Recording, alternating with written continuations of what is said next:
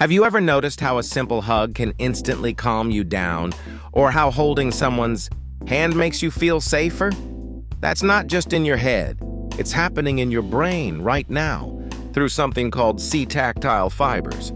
And here's the shocking truth: most of us are slowly losing this superpower. We live in a world where everything happens through screens. We text instead of talking. We scroll instead of meeting. And we're unknowingly starving our brains of the one thing that makes us feel truly human: touch. Let me explain what's really going on inside your body. Your skin isn't just a barrier. It's basically a brain on the outside of your body.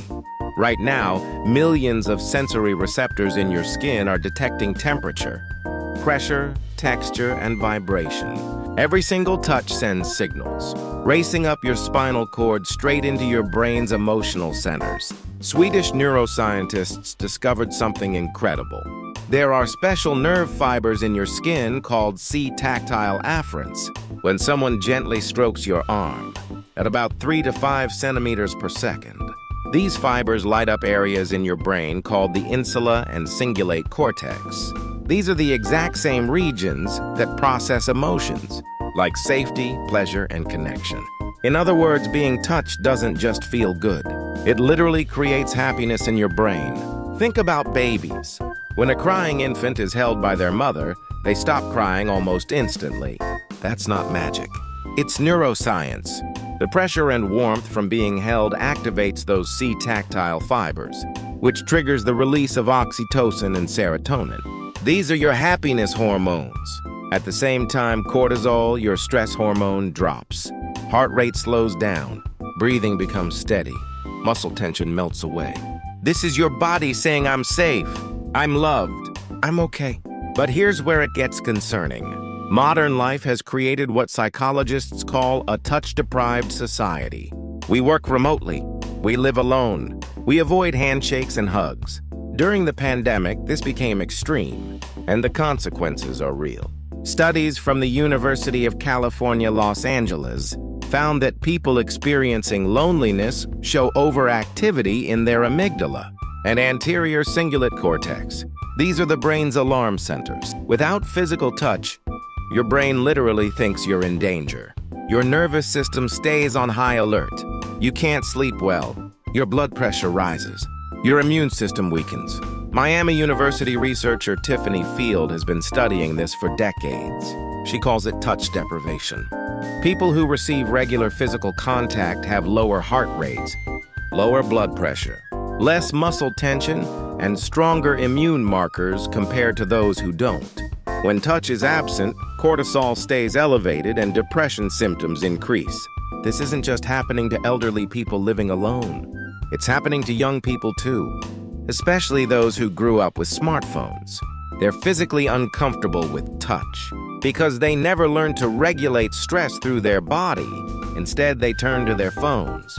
And it gets worse. The lack of touch is changing how we connect with others. British neuropsychologist Francis McGlone says that touch stimulation is the neurological foundation of social bonding. When we touch each other, oxytocin flows and trust forms. When that disappears, relationships become purely transactional, just information exchange. No warmth, no empathy. This might explain why online harassment has exploded. When you can't feel someone's physical presence, it's easier to treat them like data instead of a real person. Touch gives us what researcher Ashley Montague called the most direct expression of love, understanding, and empathy. Now let's talk about something called sensory integration. Your brain is constantly processing sensory information from your skin, your inner ear for balance, and your muscles for body position. When these systems work together, you feel grounded, calm, and present.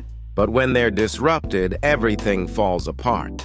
You might feel anxious for no reason. You can't focus. You're emotionally numb?